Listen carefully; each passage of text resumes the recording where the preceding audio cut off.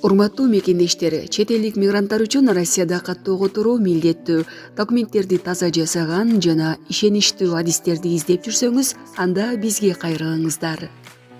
СНИЛС, ОМС, ДМС, Медполис, Медкнижка, ННН, перевод паспорт, иш кагаздарда кандай көйгөй болбосун жардам беребиз.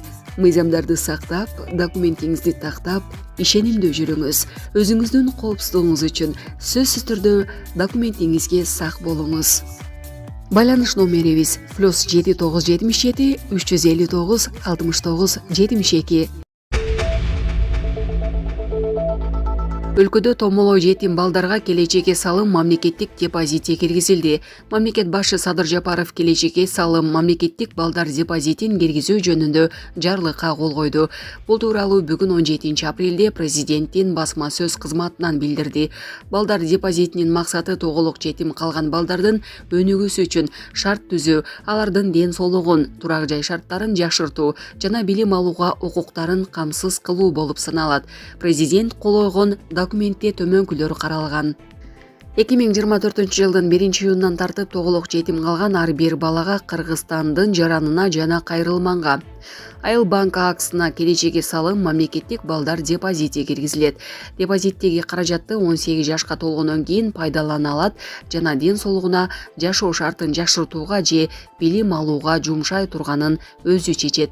Келечекке салым депозити жыл сайын республикалык бюджеттен толукталат. Ар бир тоголук жетим бала 18 жашка толгондо 500 000 сомдон кем эмес каражат алат. Булак Супер Кежи.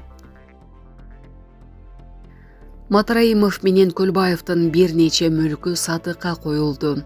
Мамлекеттик мүлктү башкаруу боюнча мамлекеттик агенттик 2023 жылы Бишкекте атайын операцияда жок кылынган Кримтөбөл камчы Көлбаев менен абакта жаткан мурдагы бажычы Райымбек Матраимовдун бир нече мүлкүн аукционго койду.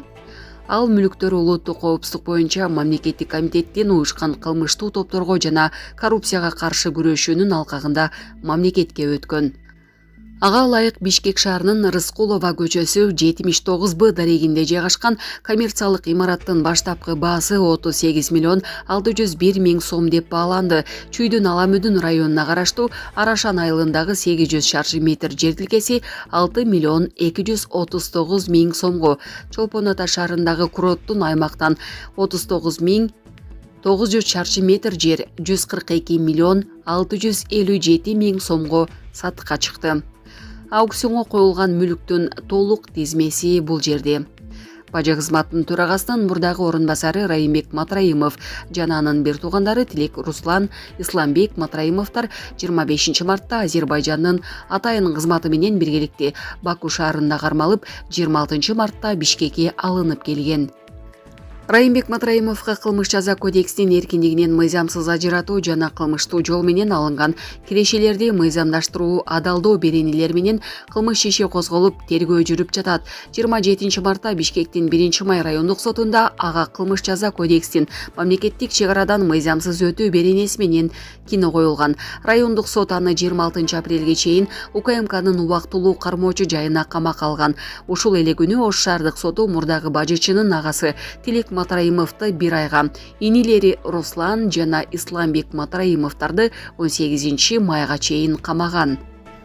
2021 жылы УКМК Райымбек Матраимовду коррупцияга айыптап иш козгоп, ал 2016 жылдын башында бажыдагы Сонун жаңылык. Сиз билген жана ишенген Умбем клиникасы эми сизге дагы да болсо жакыныраак болду. Анткени бизде жаңы филиал ачылды. Андыктан келип, өзүңүздүн жана жакындарыңыздын ден соолугуна кам көрүшүңүздү сунуштайбыз. Биздин жогорку даражадагы дарыгерлер төмөндөгү адистиктер боюнча кабыл алат: стоматология, гинекология, терапия, лор, хирургия, педиатрия, урология, УЗИ жана башка адистиктер. Лабораториялык анализдин 5000ден ашуун түрү алынат. Жогорку даражадагы стерилизациялоо. Биздин дарек ВДНХ метросу, Кондратюка көчөсү 2. Телефон номерибиз 8925 103 22 55. Кабыл алууга алдын ала жазылып келүүңүздөрдү суранабыз. Умбем клиникасы. Сиздин ден соолугуңуз, биздин камкордук. Аткаминерлер менен көмүскө коррупциялык схема түзгөнүн билдирген.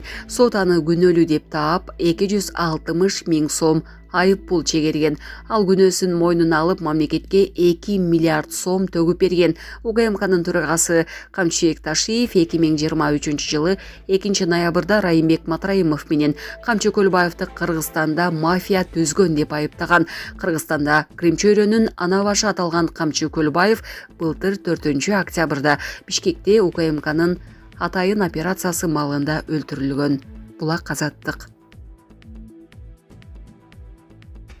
Туркия Тажикстанга учкутсуз учак сатып алууга $1,5 миллион берет.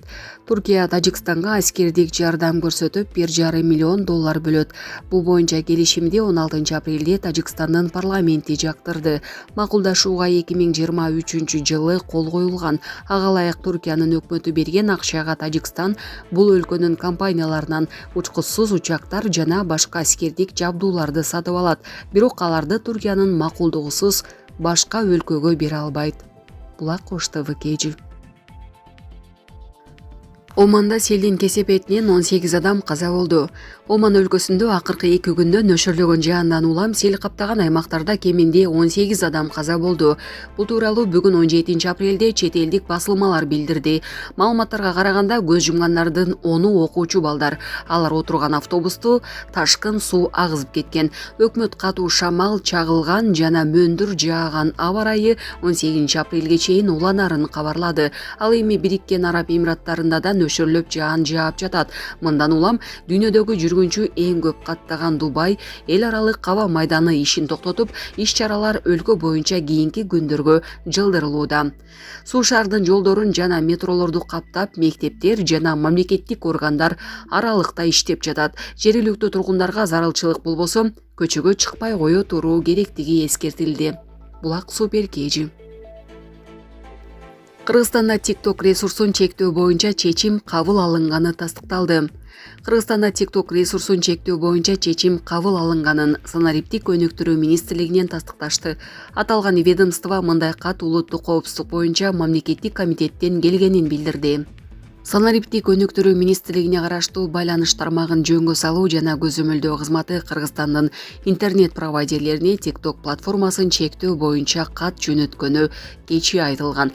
Мындай чечим чыгарууга TikTok тарабынан балдардын ден соолугуна, психикасына, руханий жана адеп аклагына зыян келтирүүнү алдын алуу боюнча чаралар жөнүндө мыйзамда каралган шарттар сакталбаганы себеп болгон.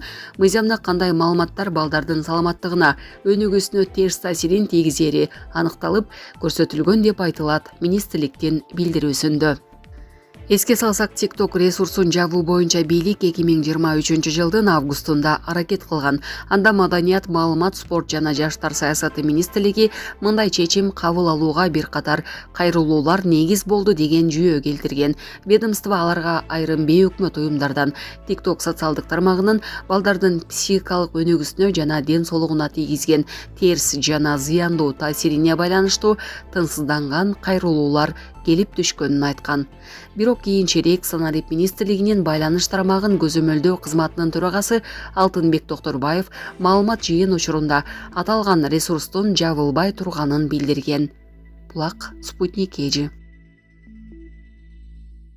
Зордуктоого шектелген актер Чыңгыз Мамаев толугу менен акталды.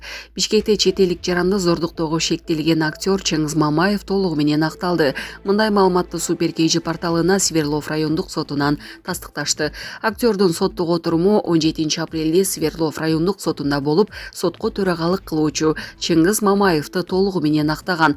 Эске салсак, Чыңгыз Мамаев 2022 жылдын апрель айында зордуктоого шектелип кармалган. Ага карата сексуалдык мүнөздөгү зомбулук аракети негизинде кылмыш иши козголгон. 2023 жылдын 11 январында актер үй камагына чыккан.